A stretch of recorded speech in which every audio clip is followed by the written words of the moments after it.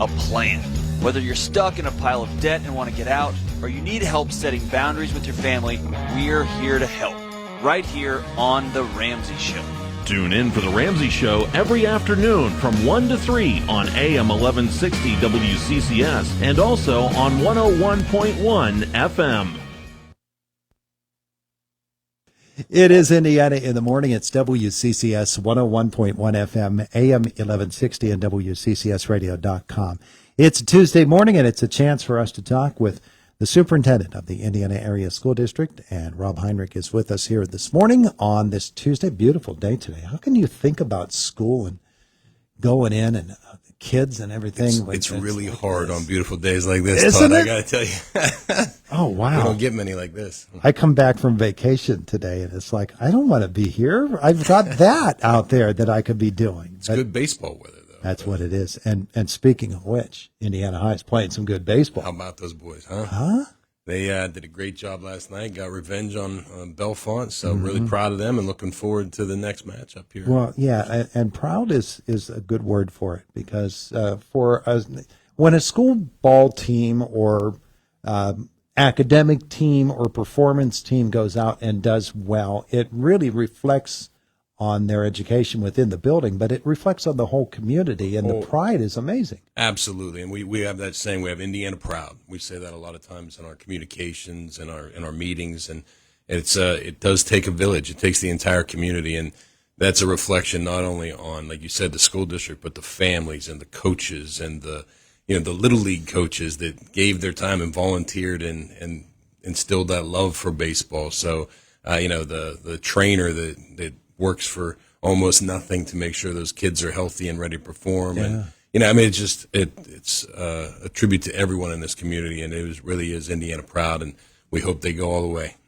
Yeah, I think back to all those folks out at the White Township Recreation Complex when it's early April and the field is soggy wet, and they get it ready to play. Yeah, it's just unbelievable the work that goes on behind the scenes to make this happen. It's good to reflect and appreciate all those people that you don't see every day, but that without them we couldn't do what we do, and those kids wouldn't have an opportunity to do this stuff. So yeah, all right. So it's talking about things that you do and things that a school district must do. You have to get ready for a coming school year, even as you're closing this one, and so you're working on things like that, including this deal with WCCC and IUP.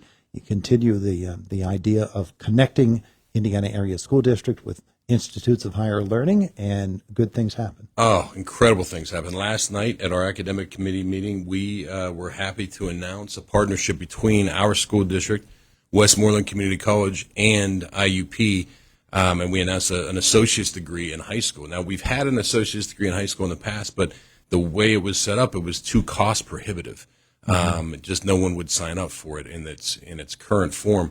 What Westmoreland Community College did, they got with IUP, they sat in a room and they figured it out, how we could use a combination of college and high school classes taught by our teachers at Indiana and dual enrollment classes at either WCCC or IUP, and they they aligned it in such a way that it reduced the cost significantly. So now incoming sophomores this next year, will be able to sign up for an associate's degree in high school at Indiana Area School District for under $6,000 total cost, which is just absolutely unbelievable. And it's another tribute to this community. IUP is an incredible resource and an incredible partner, as is WCCC. We're so fortunate to have these organizations in our backyard, and we work together extremely well, and we're really proud of the work they've done and the opportunity now.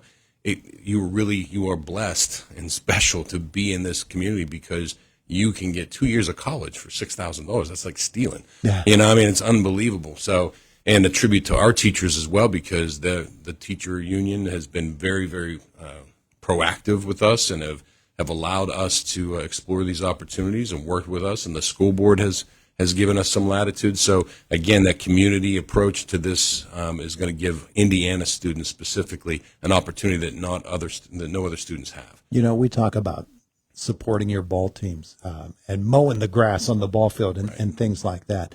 When you have a program such as this, dual enrollment programs have been a part of school life for a while now. And when you incorporate something like this into that whole formula, it really speaks of the preparation of a student. And again, it's moms and dads getting their kids to study and do their homework.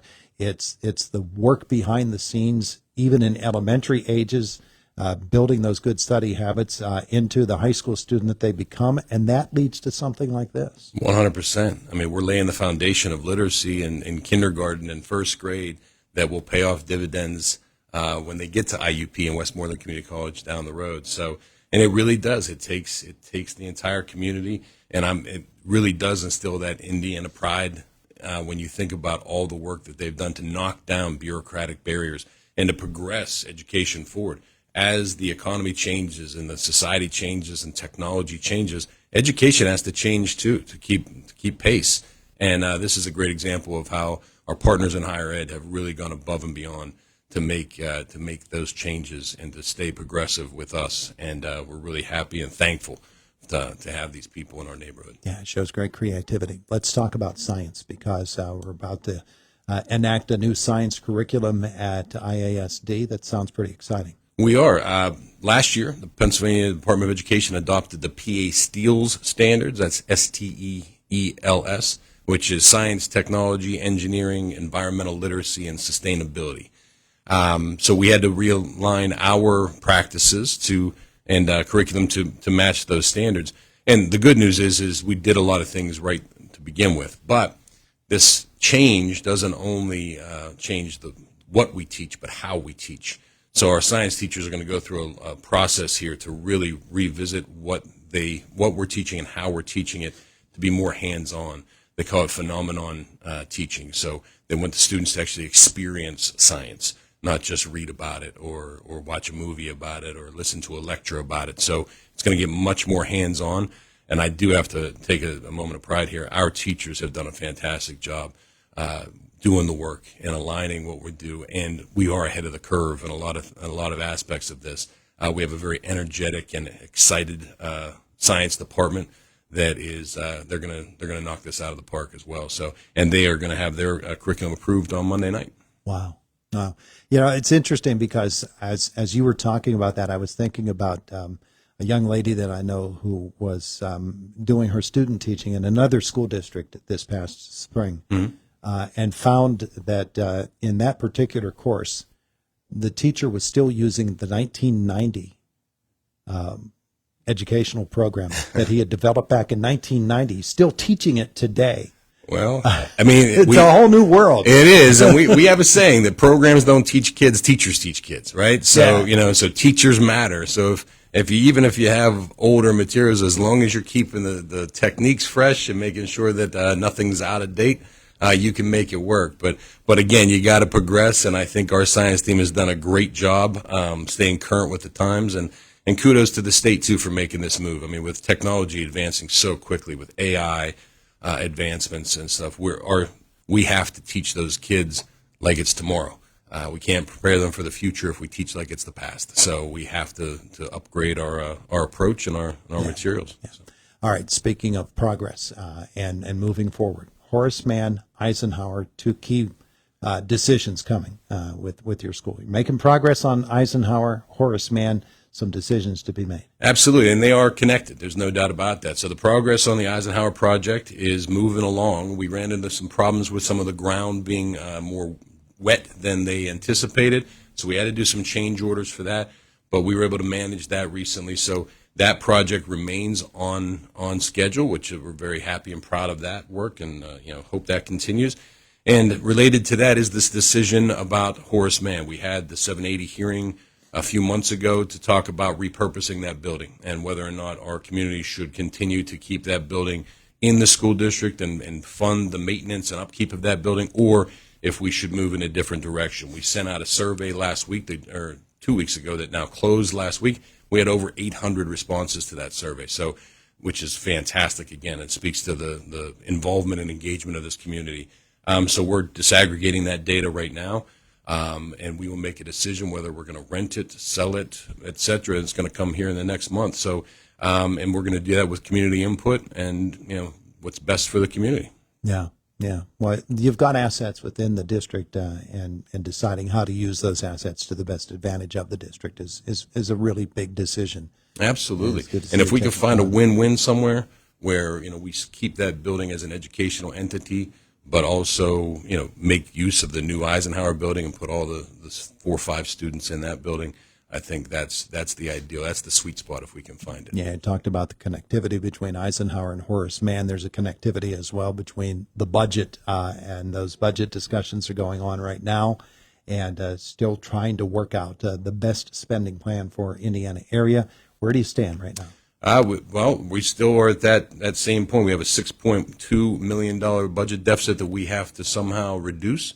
So the school board and the administration have been working very hard. This administration has cut $1.1 million out of the budget to try to get that down as far as they can.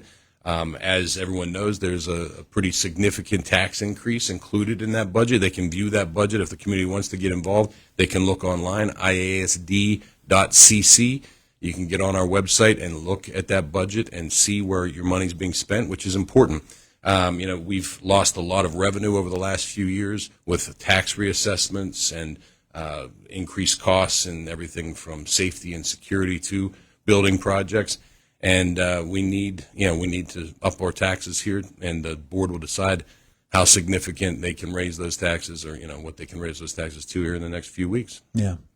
Decision-making time is here. Everything's more expensive, Yeah, it is. Costs keep going up. Pittsburgh Business Times put out its list of 500 top school districts in Pennsylvania. Of course, there are 500 districts in Pennsylvania. So Indiana High did pretty solidly. We were very, very proud of the district's ranking there. So this Pittsburgh Business Times ranked all 500 schools across the Commonwealth, and Indiana School District was ranked 97th. And the nice thing about this, and what was really we were proud about on this one, was this is completely based on standardized test scores.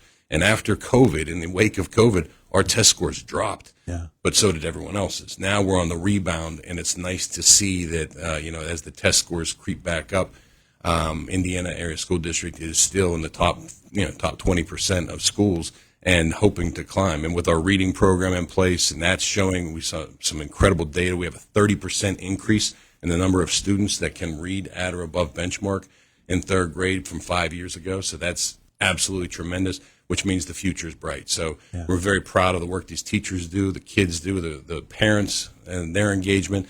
And Indiana's a good place to be. Yeah.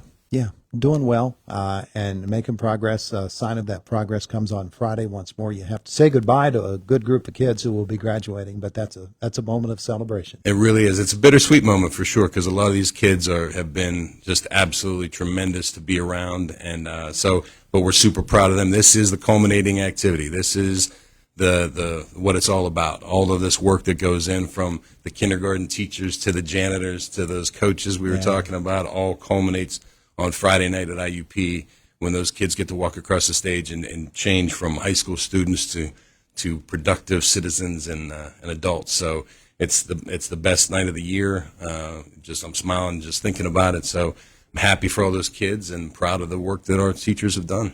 It's what it's all about. He's Rob Heinrich, the Superintendent, Indiana Area School District. Thanks for the visit. Thanks for having me, Tom. Appreciate it. It is the voice of Indiana County. It's WCCS 101.1 FM, AM 1160, WCCSradio.com. 826, Boomer Sports next. This is Boomer Esiason with Sports Minute, sponsored by Relief Factor, the natural way to fight pain. Today's birthday shout-out goes to Marquise Hollywood Brown. The 27-year-old should be a natural fit for Kansas City. So where did the nickname Hollywood come from? Well, that's when play-by-player Gus Johnson wasn't sure how to pronounce Brown's first name. He simply referred to him by his hometown, Hollywood, Florida. I'm Boomer Esiason.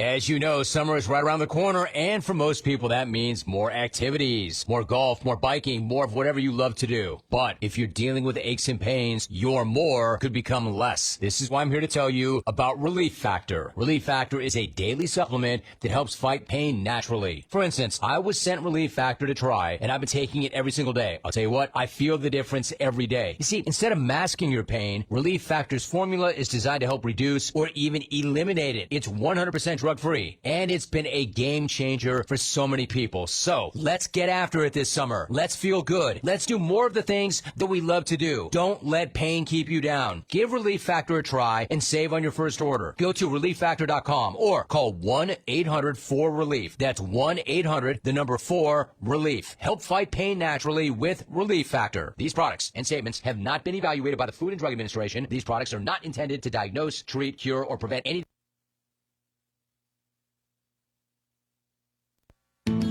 There is a new tool at the Indiana Regional Medical Center to help diagnose heart disease. It's called CT-derived fractional flow reserve, a very long name for a very helpful test that provides the highest non-invasive accuracy available to detect potential obstructions in your blood flow.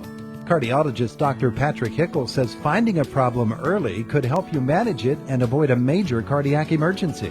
The good news is we have excellent medications now, better than we've ever had.